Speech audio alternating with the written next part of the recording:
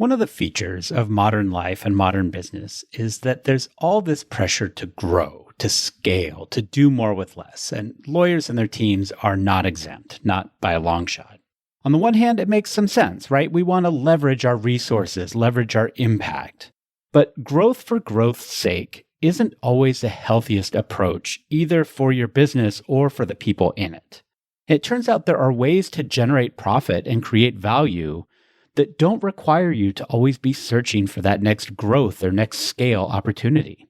In today's episode, I share the story of one of my clients who thought they needed to find ways to scale their law practice, but discovered that there were a couple of things that were more important and more impactful for their overall success. It was a powerful enough experience that it inspired me to change my business's mission statement to reflect what we learned. Ready to become a more agile attorney? Let's go. Welcome to the Agile Attorney Podcast, powered by Agile Attorney Consulting. I'm John Grant, and I've spent the last decade helping lawyers and legal teams harness the tools of modern entrepreneurship to build practices that are profitable, sustainable, and scalable for themselves and their communities. Each episode, I offer principles, practices, and other ideas to help legal professionals of all kinds be more agile in your legal practice. Welcome back to the podcast. In today's episode, I'm going to dive a little deeper into the story of one of my clients and explore the critical importance of prioritizing sustainability in your law practice. But before we get into the story, I want to take a moment to share a recent change I've made to my mission statement, which is directly related to the lessons I learned from working with this client. You may have noticed I made some changes a couple of weeks ago to the intro to this podcast. No problem if you didn't. But for years, my mission statement has been to help lawyers and legal professionals harness the tools of modern entrepreneurship to build practices that are profitable, scalable, and sustainable for themselves and for the communities they serve. However, my experience with my client Laura led me to realize that I had a couple of terms in my mission statement in the wrong order. Or more accurately, it helped me understand that there actually is an order to them. I think when I first wrote the mission statement, I probably ordered the words based on how they sounded, not so much on what they meant. Working with Laura and reflecting on my experience with other clients has led me to really consider how much the three sort of main things in my mission statement really are steps along a journey to a thriving practice. And my original wording of the mission had them in the wrong order. So my new order is profitable, sustainable, and scalable for yourselves and for the communities you serve. And profit comes first, right? The most important thing is to make sure that your law practice is profitable. And I mean that both in the economic sense and in the sense that, at least most of the time, the practice overall should be fulfilling to the people who are working in it. But the economic profit is important, right? I see a lot of attorneys who are committed to serving their communities, but they're barely scraping by, or sometimes they aren't scraping by, and they wind up closing their practice to do other things. So if you and your team aren't generating profit from your work, meaning there is some money available after you've accounted for all of your expenses, then by definition, it's not going to be sustainable, and you sure as heck aren't going to want to scale it. Now, the same thing goes for the non-economic sense of profit. I know a lot of lawyers who are really good at generating money, but they feel like they've sacrificed some part of who they are in order to do it. Now, part of being an adult is understanding that you've got to make some trade-offs in life, right? Not everything is follow your passion. But work that is emotionally or psychologically draining is ultimately going to run into the same sorts of sustainability problems as work that's draining your bank account. So again, at risk of unintentionally plugging a book, although it's a book that I'm a fan of, you've got to put profit first, because without profit, sustainability is impossible. And unless you've got a really long financial runway from a rich aunt or uncle or some other angel investor, scaling a business that isn't profitable would be crazy. So next, after profitability, now I've got sustainability. And if you've been listening to this podcast for a while, you know that sustainability is one of my recurring themes anyway. I often talk about it in the context of reducing overwhelm, because running your practice at the red line is sort of inherently unsustainable. And that's no accident, because the concept of sustainability is really core to the lean and agile methodologies that I draw from for my work anyway. In Agile, we talk about the ability to maintain a steady, predictable pace of work without burning out and without compromising quality.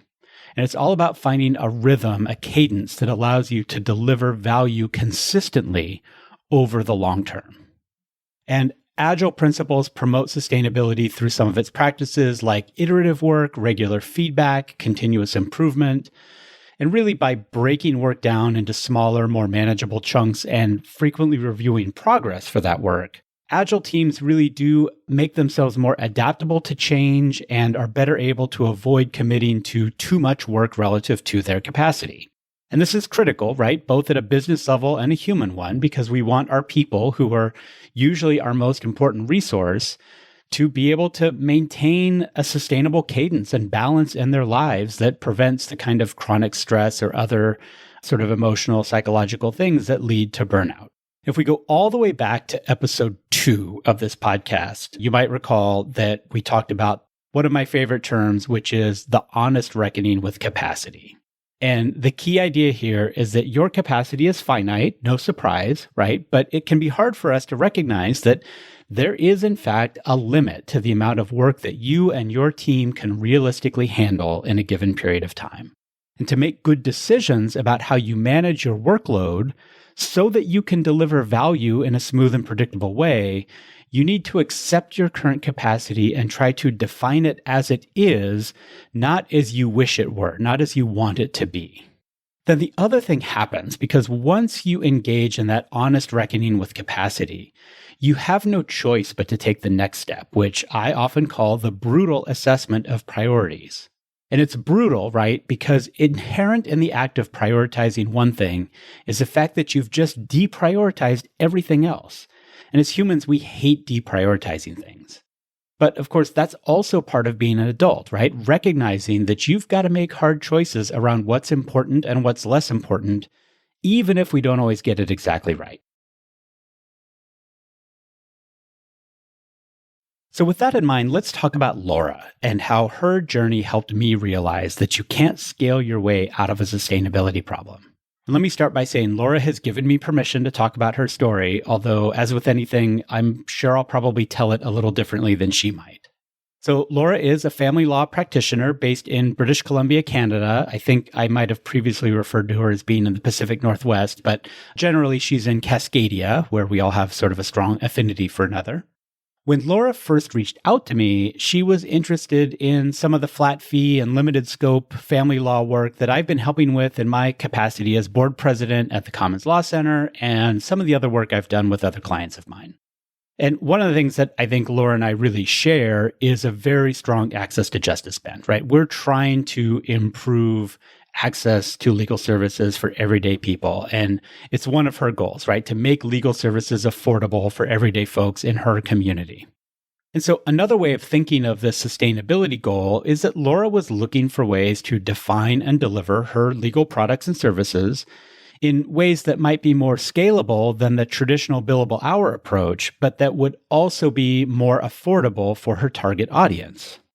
One of the things I've learned in doing my work, though, is that regardless of how good an idea it might be to change things up in somebody's law practice, it's really hard to do any kind of change work, even improvement work, when the resources you need for that change are already feeling like they're running on the hamster wheel because of how busy they are. And it was pretty clear to me after a couple of conversations with Laura that she and her team were extremely busy. So one of the phrases I use a lot with my clients is that before we try to make any changes to your law practice, we need to take the general craziness down from a roiling boil down to something more like a gentle simmer. And doing that requires getting a better handle on why things are so darn busy to begin with. And with Laura, we started with a simple case count, right? What are all of the in-flight matters that are taking up your and your team's finite capacity? And then inside of all of those matters, we asked the second question, what are the sources of demand? Is it the actual legal work? Is it the communications? Is it tracking and overhead? Whatever it happens to be. And it's almost always some combination of D, all of the above. In Laura's practice, the total case count was right around 65. As we were doing that count, however, she stopped me to say, not all of those cases are created equal. Some of them are what I think of as red file cases that take up a lot more of my time and attention than the others, and I think we should count those at 2. So that's what we did. We came up with a weighted case count of 77. 65 actual cases, 12 of them were red file cases, so we counted those twice. Now, if you go back to some of my previous episodes where I mentioned Little's Law, I know I talked about it in episode 5, and I think again with Dave Maxfield in episode 8, you may recall that Little's Law and its close cousin, the Kingman formula, tell us that the more work you have in flight in a system, the longer it will take that system, on average, to complete a single unit of work. In other words, the more a system's capacity is used, or the higher its utilization rate, the less efficient it will be at delivering completed work product. You can have really high resource efficiency, but that often leads to extremely poor flow efficiency. Or to put it another way, you have lots of activity in your practice, but not a lot of progress. Literally what happens with that hamster wheel, right? It's moving, but nobody's going anywhere. So once we knew what the status quo was, right? What is the existing case count?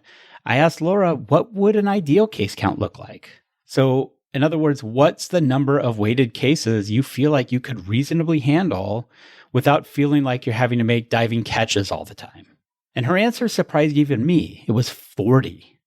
And also she said no more than 5 of those could be red file cases. So we were essentially talking about cutting her case count in half.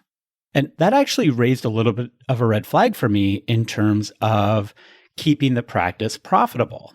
So we backed up and did a little bit of financial analysis on that number, asking the question, would 40 weighted cases still produce enough revenue to keep the firm running at its current profitability rate? And in asking that question, we learned a couple of things. Number one, Laura was actually willing to trade some of her profit for less stress and a better feeling of control over her practice. So taming overwhelm was actually a higher priority for her right now in the moment than making more money. Now, she didn't want to lose money, but she didn't necessarily feel like she needed to be making more, at least for now.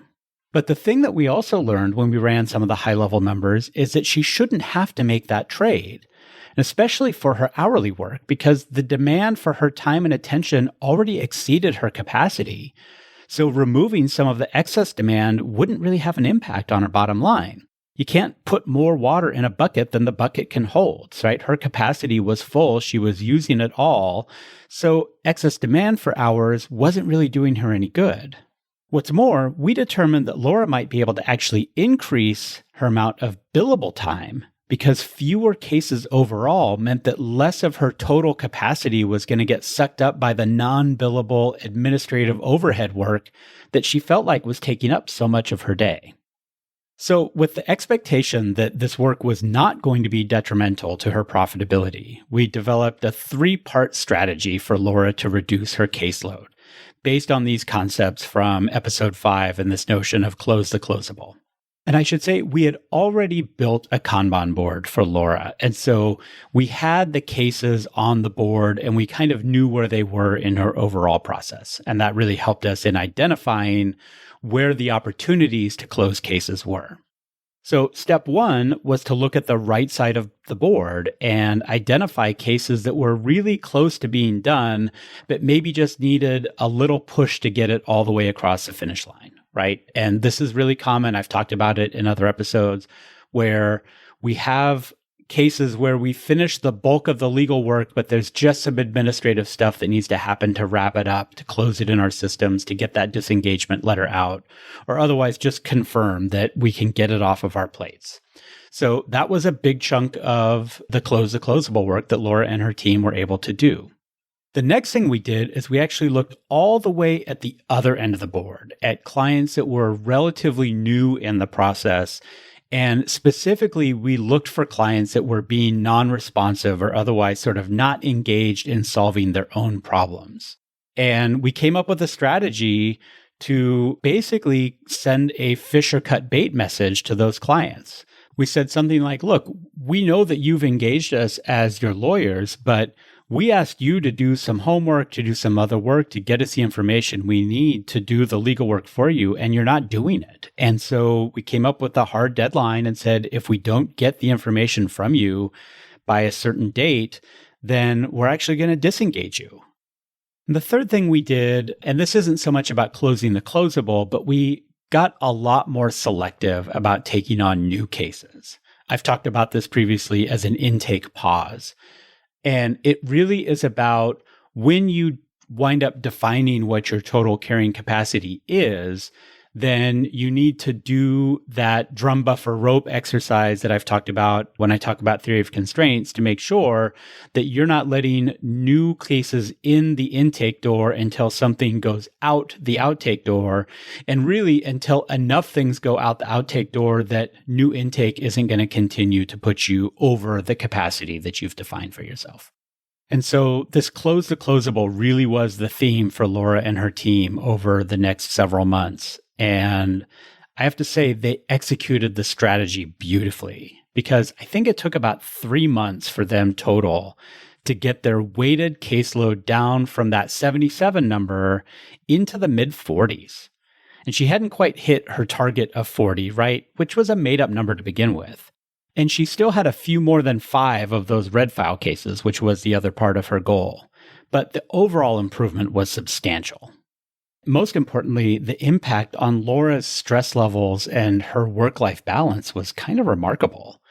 When we talked as she was approaching that mid-40s number, she was saying things like, I can feel like I can make a plan for my day and have a strong expectation that I'm going to get everything done that's on that plan before I leave work.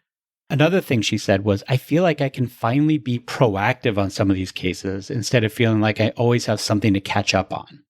And those feelings, right, the feeling that she was getting through her work or that she could actually get proactive, those were really powerful. But here's the really interesting part, is when we started talking about how Laura might be able to use some of her newfound capacity to work on ways to scale up her offerings, like those flat fee products or other ways of packaging her work, Laura actually realized that scale wasn't what she was looking for. In fact, we both realized that Laura's initial inclination was to try to scale her way out of a sustainability problem, and that by focusing on sustainability itself in a way that didn't sacrifice profit, we'd actually accomplished her primary goal in a way that she wasn't initially thinking of. Instead, what we both realized was that Laura needed to actually work on running her practice in this sustainable way for a while. Partly to sort of reset her nervous system away from this notion that she needed to be working harder or even just working all the time, and develop this new notion that her business model is a sound one, and she really only needed to put in a sufficient amount of work to sustain the model. And I should add here, Laura has a couple of young children, and at one point she let me know that she and her husband had recently purchased a small boat for cruising around the Strait of Georgia between mainland British Columbia and Vancouver Island. And once it became clear that Laura really needed to sort of sit with this newfound sustainability for a while, I told her my sincerest wish for her was for her and her family to make some great memories out on the water this summer.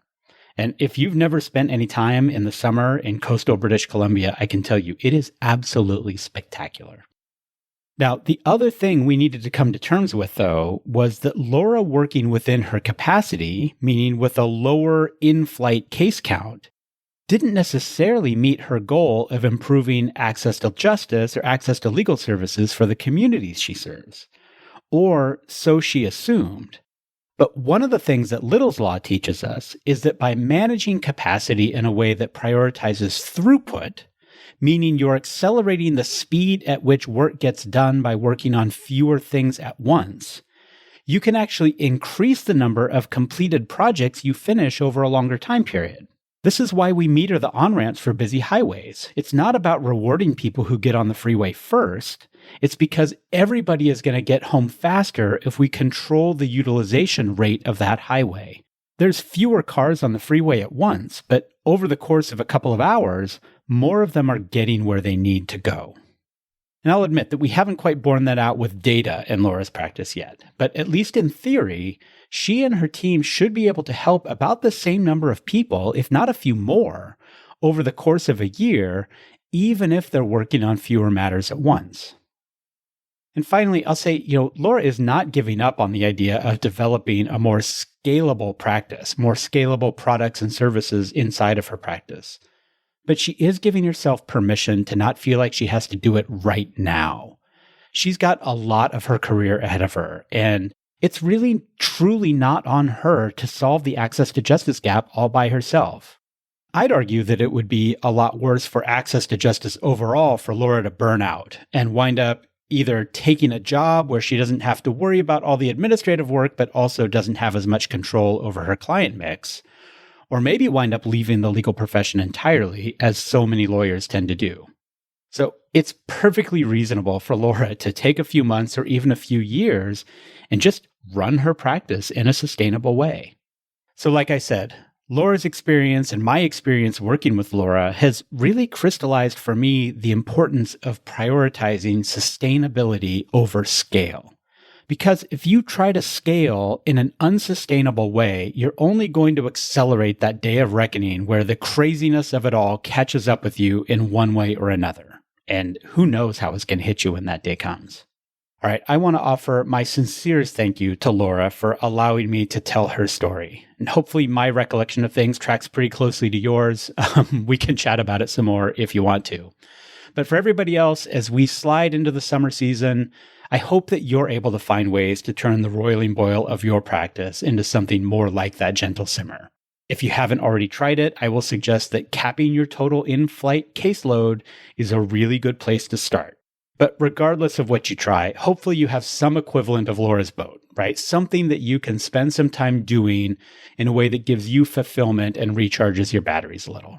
There's one other takeaway, and that's the idea that your mission statement can and should evolve as you improve your understanding of what you're trying to achieve with your practice, with your business. My tweak to my mission was pretty small, but I think it reflects an important insight, and it's definitely going to impact how I approach my work with clients going forward. And if you don't have a mission statement, or if you don't have one that you like, I'll just say helping lawyers craft meaningful and impactful mission statements is one of my favorite things to do.